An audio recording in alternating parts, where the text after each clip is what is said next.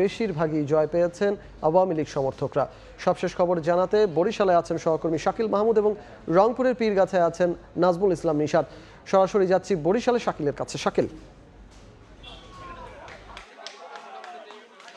দেখুন, চলছে ভোট গণনা এবং এরই মধ্যে যে সকল প্রার্থীরা আসলে ভোটে এগিয়ে আছে তাদের কর্মী সমর্থকরা কিন্তু এখানে এসে জড়ো হয়েছে এবং আপনারা দেখছেন যে এই বরিশাল উপজেলা পরিষদ চত্বরে কিন্তু আনন্দের বন্যা বয়ে যাচ্ছে এবং এই মুহূর্তে যেটা দেখছেন যে বরিশাল সদর উপজেলা পরিষদে যে ভাইস চেয়ারম্যান যে প্রার্থী আছে জসিম উদ্দিন, উনি অনেকটা ভোটে এগিয়ে আছে দেখে ওনার কর্মী সমর্থকরা কিন্তু এরই মধ্যে উপজেলা পরিষদে এসে ভিড় করেছে এবং এখানে উচ্ছ্বাস করছে এবং এই সদর উপজেলা পরিষদে কিন্তু এখনো ভোট গণনা চলছে। এখন পর্যন্ত চেয়ারম্যান পদে আসলে কিন্তু কাপ্পিরিচ মার্কার যিনি চেয়ারম্যান পদপ্রার্থী উনি এগিয়ে আছে এবং এই তালা প্রতীক নিয়ে কিন্তু ভাইস চেয়ারম্যান পদে মহানগর ছাত্রলীগের সাবেক সভাপতি জসিম উদ্দিন উনি কিন্তু এগিয়ে আছে। এছাড়া বরিশাল জেলায় মোট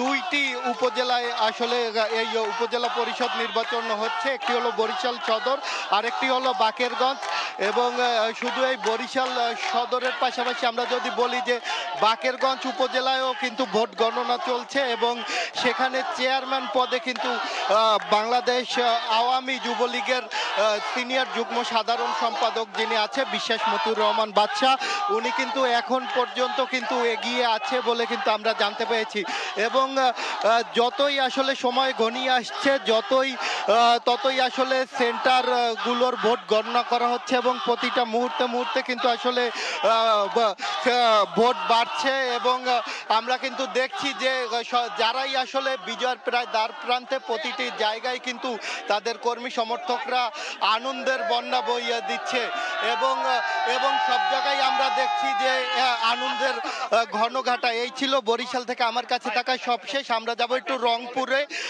সেখানে আছে আমাদের আরেক সহকর্মী, জানবো রংপুরের খবর।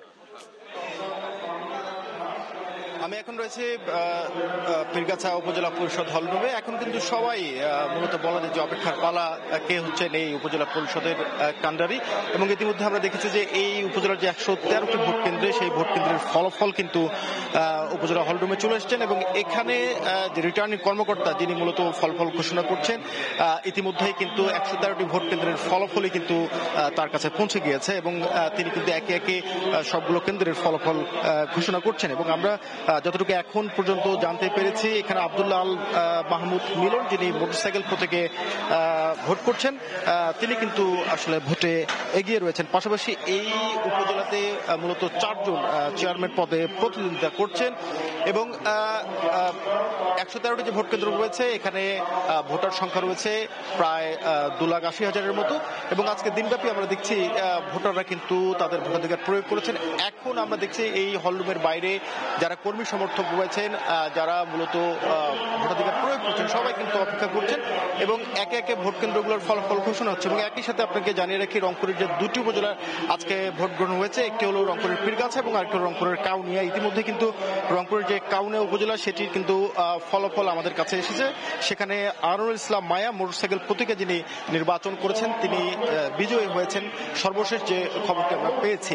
এখন পীরগাছা উপজেলা পরিষদের ভোট গ্রহণের যে ফলাফল সেটি ঘোষণা করা হচ্ছে। যতটুকু আমরা আশা করছি আর কিছুক্ষণের মধ্যেই ফলাফল ঘোষণা শেষ হবে এবং সবার যে কাঙ্ক্ষিত ফলাফল সেটি হয়তো জানতে পারবেন এবং এই যে উপজেলার কাণ্ডারি কে হচ্ছেন, উপজেলার দায়িত্ব কে নিতে যাচ্ছেন সেটি কিন্তু আর কিছুক্ষণের মধ্যে এই উপজেলাবাসী জানতে পারবেন। সবকিছু মিলিয়ে এই ছিল রংপুর পীরগাছা উপজেলা পরিষদ হলরুম থেকে আমার কাছে সর্বশেষ তথ্য।